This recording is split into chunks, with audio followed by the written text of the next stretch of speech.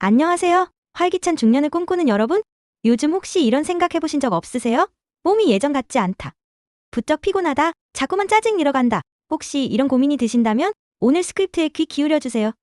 특히 우리 중년에게 스트레스가 얼마나 치명적인지, 그리고 스트레스가 우리 몸의 핵심인 뇌와 장에 어떤 영향을 미치는지 자세히 알아볼 거예요. 건강한 중년을 위한 첫걸음, 지금부터 함께 시작해볼까요? 우리 중년.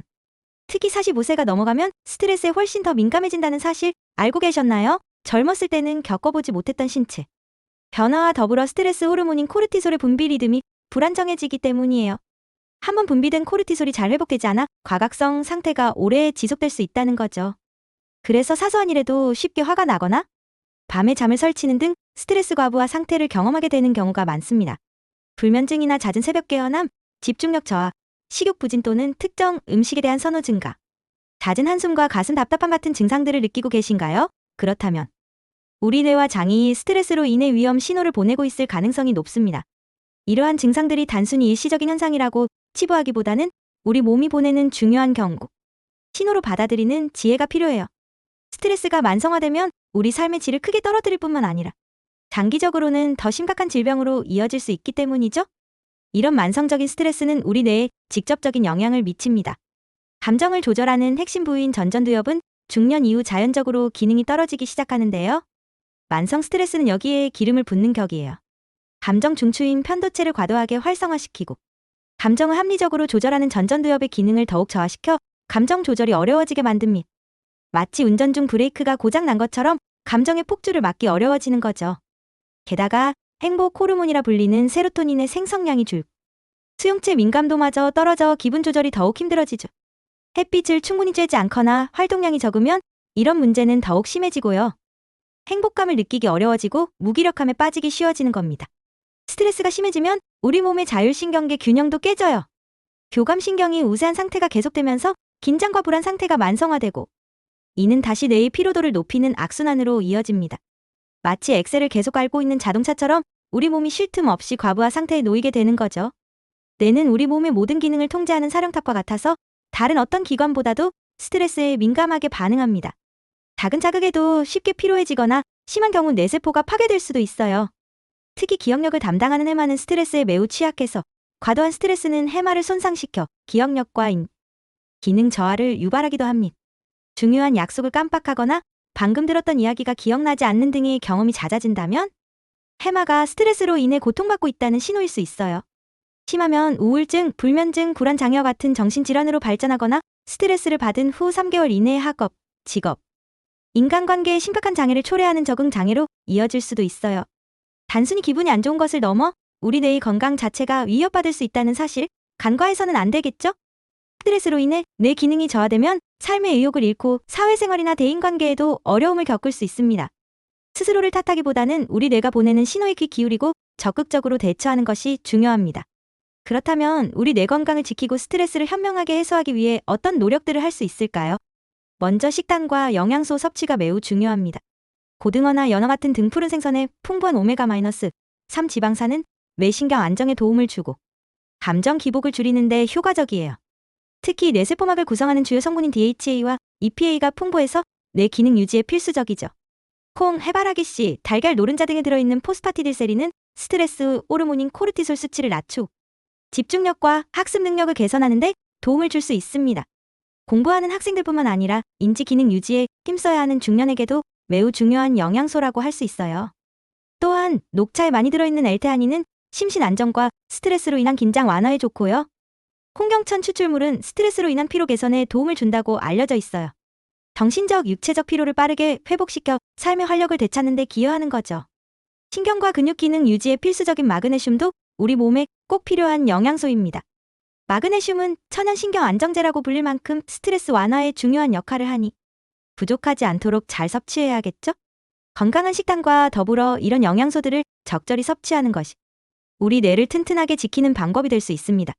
신선한 채소와 과일, 통곡물을 통해 비타민, 미네랄, 식이섬유를 충분히 섭취하는 기본적인 식습관도 잊지 마세요. 우리 몸이 필요로 하는 영양분을 충분히 공급해주는 것이 스트레스로부터 뇌를 보호하는 가장 기본적인 방어막이 된답니다. 하지만 뇌 건강에 있어 식단만큼 중요한 것이 또 하나 있습니다. 바로 장 건강이에요. 장은 흔히 제2의 뇌라고 불릴 만큼 뇌와 밀접하게 연결되어 있습니다. 실제로 장에는 뇌 다음으로 많은 신경세포가 존재하며 우리 기분과 행복감에 큰 영향을 미치는 신경 전달 물질인 세로토닌의 약 95%가 장에서 만들어져요. 그래서 장 건강이 나빠지면 스트레스가 발생하기 쉬워지고 이는 다시 뇌 건강에도 부정적인 영향을 미치는 장뇌축이라는 강력한 연결고리가 작동합니다. 장 내 미생물 균형이 깨지면 염증 물질이 증가하고 이 염증 물질들이 혈액을 타고 뇌에 도달하여 뇌 기능을 저하시킬 수도 있어요. 반대로 뇌에서 스트레스를 받으면 장의 연동 운동이 불규칙해지고 장 환경이 나빠지는 등 상호작용이 활발하게 일어납니다. 유산균 섭취를 통해 장내 마이크로바이옴을 안정적으로 관리하면 뇌 건강에 큰 도움을 줄 수 있어요. 다양한 유익균이 장에서 건강하게 활동할 수 있도록 식이섬유가 풍부한 식품이나 프로바이오틱스 섭취를 늘리는 것이 좋습니다. 특히 L테아닌과 유산균을 함께 섭취하면 스트레스 완화의 시너지 효과를 기대할 수 있다고 하니 이 부분도 꼭 기억해 두시면 좋겠습니다. 장 건강을 지키는 것이 곧 뇌 건강을 지키는 지름길이라는 점 잊지 마세요. 건강한 장은 뇌를 위한 든든한 지원군이 되어줄 것입니다. 뇌와 장 건강을 지키는 식습관 외에도 우리가 일상에서 실천할 수 있는 것들이 많이 있어요. 우리 뇌는 긍정적인 생각과 활동에 반응하도록 설계되어 있습니다. 감정을 글로 정리하는 습관은 감정 조절의 중요한 전전두엽을 활성화시키는데 도움을 줍니다. 복잡한 생각이나 감정을 글로 옮겨 적는 것만으로도 마음이 한결 가벼워지고 뇌가 휴식을 취할 수 있게 되는 거죠. 일기를 쓰거나 감정을 표현하는 시를 써보는 것도 좋은 방법이에요. 스스로의 감정을 깊이 들여다보고 정리하는 과정에서 뇌는 자기 조절 능력을 키우게 됩니다. 그리고 긍정적인 생각을 하는 것도 매우 중요해요. 긍정적인 마음가짐은 뇌에서 엔도르핀을 분비시켜 뇌 세포를 활성화하고 젊은 뇌를 유지하는데 도움을 줍니다. 나는 할 수 있다. 나는 건강하다 같은 긍정적인 자기 암시를 자주 해보시는 건 어떠세요?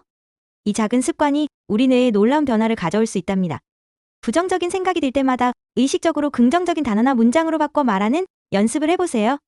또한 감사하는 마음을 가진 것도 긍정적인 뇌를 만드는데 큰 도움이 됩니다.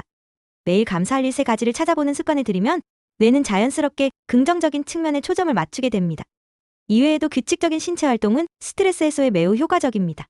걷기, 조깅, 요가, 가벼운 근력 운동 등 꾸준히 몸을 움직이면 스트레스, 호르몬 수치를 낮추고 기분 좋은 엔도르핀을 분비시켜요. 하루 30분 정도의 가벼운 운동만으로도 뇌 기능 개선과 스트레스 관리에 큰 도움이 될 수 있습니다. 충분한 수면도 뇌 건강을 지키는데 필수적인 요소예요. 잠자는 동안 뇌는 낮 동안 쌓인 피로 물질을 제거하고 손상된 세포를 복구하며 새로운 정보를 저장하는 등 중요한 작업을 수행합니다. 하루 78시간의 질 좋은 수면을 확보하는 것이 중요하며 잠들기 전 스마트폰 사용을 자제하고 편안한 수면 환경을 조성하는 것이 도움이 됩니다. 명상이나 심호흡 같은 이완 기법도 스트레스 관리에 매우 효과적입니다. 깊고 규칙적인 호흡은 부교감 신경을 활성화시켜 몸과 마음을 이완시키고 스트레스 반응을 진정시킵니다. 하루 5분이라도 조용한 공간에서 눈을 감고 자신의 호흡에 집중하는 시간을 가져보세요. 이는 과도하게 활성화된 편도체를 진정시키고 전전두엽 기능을 강화하는 데 도움을 줄 수 있습니다.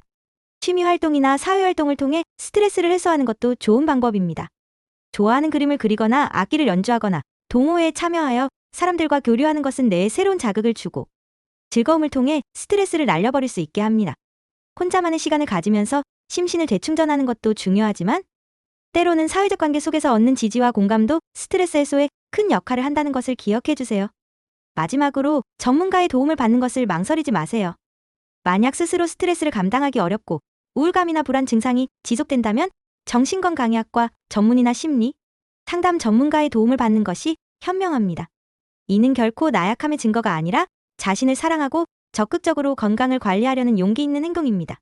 결론적으로 중년의 스트레스는 단순한 피로를 넘어 우리 뇌와 건강을 직접적으로 위협하는 심각한 문제입니다.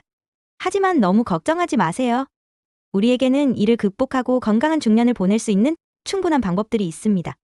건강한 식단과 영양소 섭취, 장 건강 관리, 그리고 긍정적인 마음가짐과 생활 습관을 통해 스트레스에 강한 뇌와 장을 만들 수 있어요.